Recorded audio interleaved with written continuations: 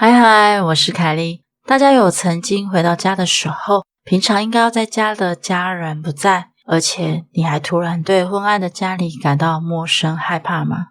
今天的3则故事，其中一则就是关于熟悉的家，陌生的恐怖感。故事开始哦。这是我小学的时候发生的事。那天傍晚，我玩累了回到家，打开门后，从玄关看见妈妈待在厨房里。我喊了句我回来啦，但却没有获得任何回应。咦，难道妈妈在生气吗？我便在心里回想自己是不是做了什么好事，便走进厨房。因为我口渴了，从冰箱拿出果汁，一边喝一边偷看妈妈。不晓得为什么，我总觉得有股奇怪的违和感。仔细一看，妈妈正站在水槽前方，应该是在洗碗吧。可是水龙头却没有水流出来，手也好，身体也好，全身上下动也不动。她只是沉默地站立在水槽前，背对着我。赤红的夕阳缓缓西下，在逐渐转暗的厨房里，连电灯也没开。这诡异的氛围使我不禁打了个寒战。我离开厨房，走到客厅，准备打开电视来看的时候，玄关却传来一声我回来了。接着妈妈走了进来。妈妈说她一直都在庭院里照料花和蔬菜。这么说起来，刚刚在厨房里的到底是……想到这里，我顿时感到很害怕，于是紧紧地抱住妈妈，哭了起来。如果当时我偷看了厨房里的妈妈的脸，不知道会不会发生什么事呢？这个想法直到现在仍然会让我忍不住的起鸡皮疙瘩。这是发生在3年前的一个雨天里的故事。在我家的厨房旁的一扇窗上，布满了小孩子的手印。那时我看到的时候，心里想着，是女儿摸的吗？我擦了擦，却发现手印来自外侧。这时候我突然想起，我家是名为5楼的4楼，我家是505号房。我住在北海道，虽然很少见，但这边确实有公寓是没有4楼的。窗外自然不会有任何东西，更不可能会沾上手印。而在我发现手印前不久，我的女儿开始会跟看不见的大姐姐玩耍。最初我以为是小朋友一个人在找乐子罢了，仔细一听却发现女儿听起来就像和谁在对话一样，让我超级害怕。宝贝，你在跟谁说话？妈咪，我在跟大姐姐说话，你没看到她吗？因此本来就有在计划搬家的我们，发生了这件事之后就提早了我们搬家的日程。婆婆和我妈是手帕之交，2个人就一起建议我去做驱邪仪式。我没有流产过，我女儿应该不会有个姐姐才对啊。而那个做驱邪仪式的祭司告诉我，小孩子有可能会在无意间引来那种东西，也许是因为女儿不肯离开他，所以他才借由留下手印让我得知他的存在。这种刷存在感的方式也太可怕了吧。当我和朋友聊起了这个故事的时候，朋友听完先是愣了一下，接着就哑然失笑了。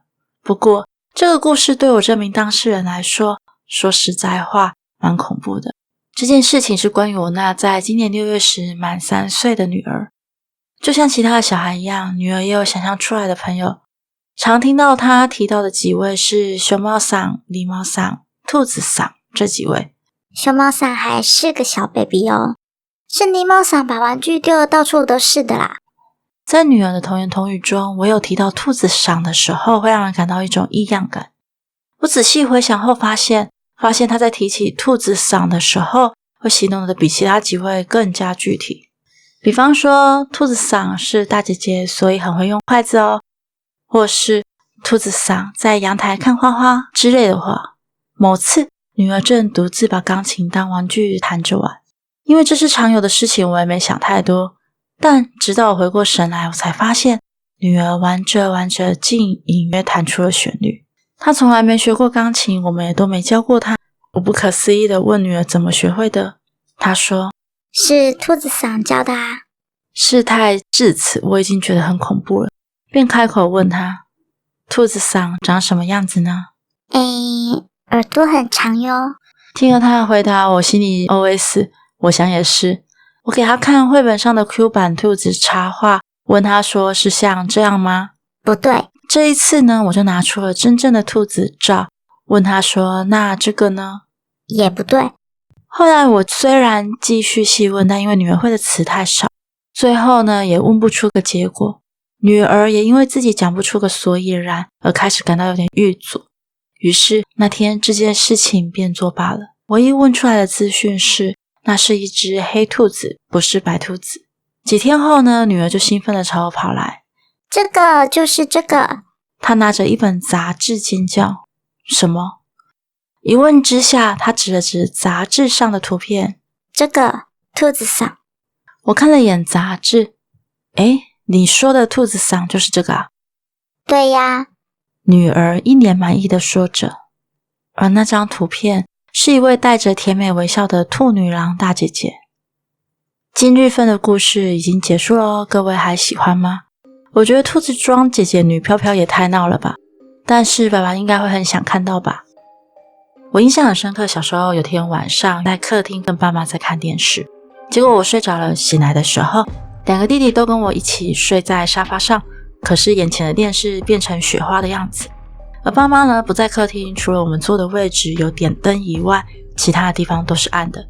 可能因为刚睡醒吧，昏昏沉沉的脑袋看到这一幕，瞬间害怕到不行。最后喜欢我的影片的话，每周六晚上8点半会上新片，但如果不小心我又被小凯莉牵制住了，就可能会在晚上10点上片，请大家再留意我的 YT 社群贴文通知哦。我们下次见咯，拜呢。接着我听到哥哥上楼并且将房间门关上的声音，随后呢我也跟着上楼，关掉笔电后，我决定在上床前先洗澡刷牙。当我在刷牙的时候，我发誓我看到我的浴室门默默被开了一个缝，可是呢当我转头要过去看的时候，浴室门却是关得好好的。我想了一下，就想说是自己眼花吧。刷完牙之后我就决定去睡觉了，但是那天晚上呢，我躺在床上大概有超过1个多小时吧，我仍然翻来覆去睡不太着。这个时候我也听到门外传来了脚步声，那个脚步声啊慢慢的移动，直到他来到我的房门前。自从呢我跟哥哥说了我在工作上发生的怪事后，我哥哥在过去的几个礼拜里都会在晚上来确认我的状况。